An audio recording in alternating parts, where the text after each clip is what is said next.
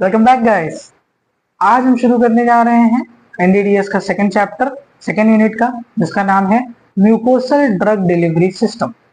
देखो, वही डायरेक्ट आते हैं कॉन्सेप्ट पे। मैं पहले आप सोचता हूँ कॉन्सेप्ट आपको फटाक से क्लियर कर दूं ताकि बाद में जो कहानी चले वो आप उससे लिंक कर दो।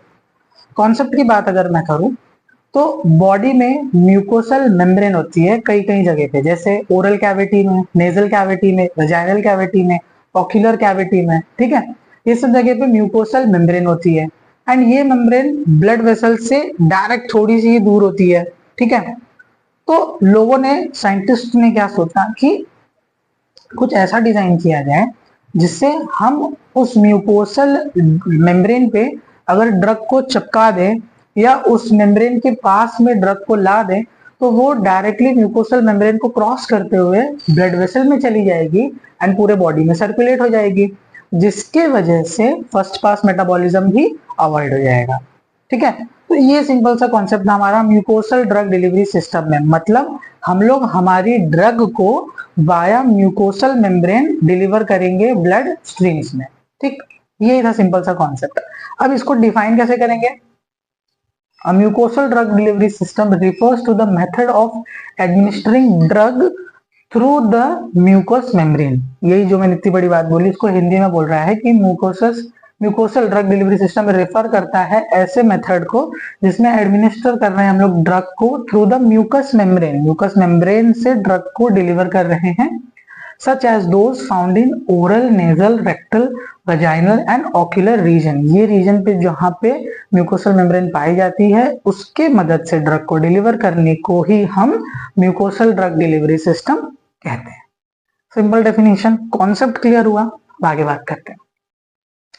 जैसे कि मैंने कहा कि म्यूकोसल मेम्ब्रेन से डायरेक्टली अब्सॉर्ब हो जाता है, तो वही ये कह रहा है कि it absorbs the drug directly into the blood streams through the mucosal tissue. Mucosal tissue के वजह से डायरेक्टली ऑब्जर्व हो जाता है ब्लड स्ट्रीम्स में by passing the oral injection. आपको ओरली उसको खाना नहीं पड़ेगा and decreasing the first pass metabolism. And first pass metabolism भी कम हो जाएगा। जब ओरली खाते हैं ऑब्जॉर्व होती है, फिर वो जाती है लिवर में, वहां से फर्स्ट पास मेटाबॉलिज्म हो जाता है। लेकिन यहाँ पर ये स्टेप स्किप हो जाता है क्योंकि वो डायरेक्ट ही म्यूकस से, अगर ये म्यूकस की टिश्यू है और यहाँ ब्लड वेसल है तो डायरेक्ट ही उसमें से वो चला जाता है।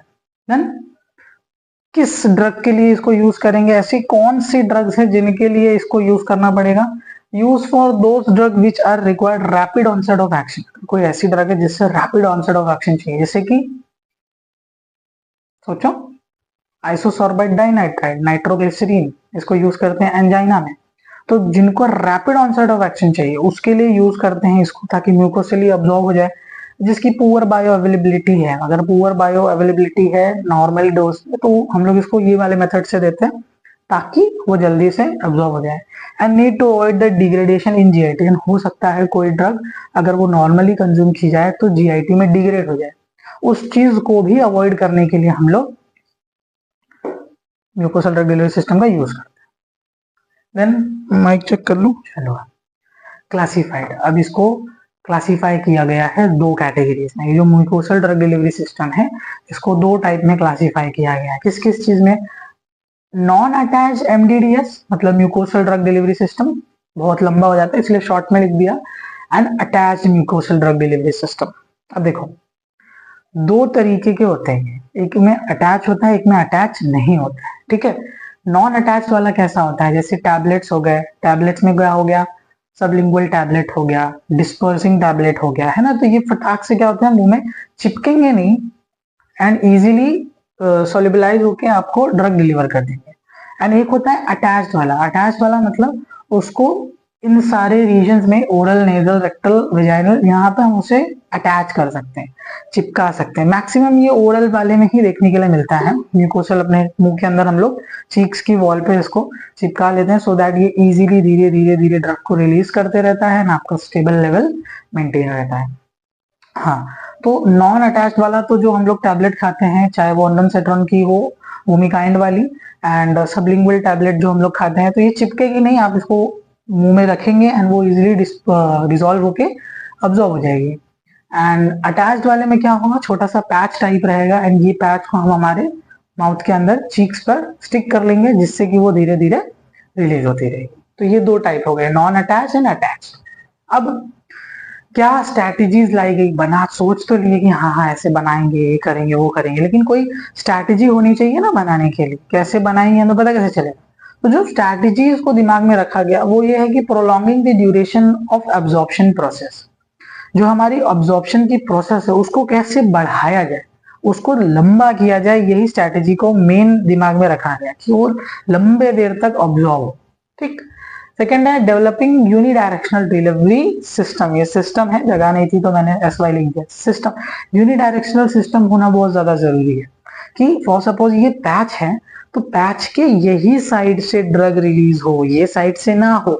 क्यों, माइक चेक कर लो यार, ये खत्म होने वाला है। ओके, तो ये साइड से ना रिलीज हो। फॉर सपोज ये आपका पैच है, ये आपका म्यूकोसल मेम्ब्रेन है, चीक समझ लो, चीक्स की इनसाइड वाली साइड है, ये हो गया, ये ड्रग इस पे ऐसे चिपक गई, तो अब जो ड्रग है वो यही साइड से रिलीज होनी चाहिए, ना कि ये साइड से। अगर ये साइड से रिलीज होगी तो आपको टेस्ट आएगा एंड फिर वो डिस्कम्फर्ट पैदा करेगा आपके माउथ में, इसीलिए यूनिडायरेक्शनल फ्लो ऑफ ड्रग होना चाहिए। ठीक है। देन यूजर फ्रेंडली, अब उसको मुंह में स्टिक करना है, अगर यहाँ ये सारी जगह पे लगाना है तो थोड़ा यूजर फ्रेंडली होना चाहिए। अगर इरिटेशन या अनकंफर्टेबल करेगा तो वो हेल्पफुल नहीं रहेगा लोगों के लिए, है ना। ये हो गया। अब एक टर्म आता है जो टर्म बहुत इंपॉर्टेंट है हमारे इस टॉपिक के लिए, ठीक है, क्योंकि इसमें हमें क्या करना है, एक पर्टिकुलर पैच को मुंह में स्टिक करना है, चिपकाना है। ठीक है, तो इस जो प्रोसेस हुई, एक पैच को किसी टिश्यू पे हमने स्टिक किया, इस प्रोसेस को कहेंगे बायो एडहेशन। बायो मतलब लिविंग और एडहेशन मतलब चिपकना। बायो एडहेशन, मटेरियल्स बाइंडिंग और अडहेर, वही stick to the biological substance. ठीक है, बायोलॉजिकल सब्सटेंस या बायोलॉजिकल सबस्ट्रेट, उस पे जब कोई नॉर्मल मटेरियल बायोलॉजिकल चीज पे चिपकेगा तो हम उसे कहेंगे बायो एडहेशन। इसके भी तीन प्रकार हैं। एक हो गया बायो एडहेशन, जब ये बायो लेयर्स के बीच में होगा। देन आता है सेल एडहेशन। सेल एडहेशन मतलब जो सेल्स हैं उनका एडिशन किसी दूसरी चीज पे हो रहा है। फॉर एग्जांपल पेट्री डिश में जो ग्लास पे सेल्स चिपक जाते हैं, वुड पे चिपक जाए, है ना, तो उसे हम कहेंगे सेल एडिशन। देन आता है artificial substance to biological substrate. एक आर्टिफिशियल सब्सटेंस कोई भी हो सकता है, पॉलीमर, पॉलीमर अगर बायोलॉजिकल सब्सटेंस पे चिपक जाएगा, फॉर सपोज हमारी बॉडी, तो उसको ये थर्ड टाइप कहेंगे, artificial substance to biological substrate. ठीक, ये था छोटा सा इंट्रोडक्शन हमारे म्यूकोसल ड्रग डिलीवरी सिस्टम का। आगे की चीजें देखते हैं नेक्स्ट स्लाइड में। तो अब जब हम डेवलप करते हैं हमारे म्यूकोसल ड्रग डिलीवरी सिस्टम को, तो उसमें से ड्रग रिलीज को कंट्रोल करने के लिए हम यूज करते हैं पॉलीमर्स। तो उन पॉलीमर्स के क्या टाइप्स होते हैं, पहला आता है हमारा सिंथेटिक पॉलीमर, जिसमें हम यूज करते हैं methyl cellulose, hydroxy ethyl cellulose, hydroxy propyl cellulose. ऐसे जो सिंथेटिक पॉलीमर्स होते हैं उनके आप नाम मेंशन कर सकते हैं, मैंने दो चार ही लिखा। ठीक है, आप और बुक पढ़ेंगे तो उसमें सारी चीजें मिलेंगी। ठीक है, हमारा काम यहाँ क्या है, कॉन्सेप्ट समझना। नेचुरल पॉलीमर्स भी यूज कर सकते हो, काइटोसिन या चीटोसिन भी कोई पड़ता है, ट्रेगाकैंथ गम और ज़ैंथन गम भी हम लोग यूज करते हैं। ठीक है, नेचुरल पॉलीमर्स में। अब प्रिंसिपल क्या है इसका, ये कैसे वर्क कर रहा है, क्या चीज क्या है इसमें, तीन सिंपल सा स्टेप है। पहला है कांटेक्ट, ये पैच, ये आपकी म्यूकोसल मेम्ब्रेन। हम माउथ का एग्जांपल लेके चल रहे हैं, बकल कैविटी का, क्योंकि आगे में वही पढ़नी है। ये चीक्स की वॉल है आपकी, बकल कैविटी, उस पे ये कांटेक्ट, पहले तो ये कांटेक्ट होगा। ठीक, देन पेनिट्रेशन, जो ड्रग है वो पेनिट्रेट करेगी एक अपर लेयर को।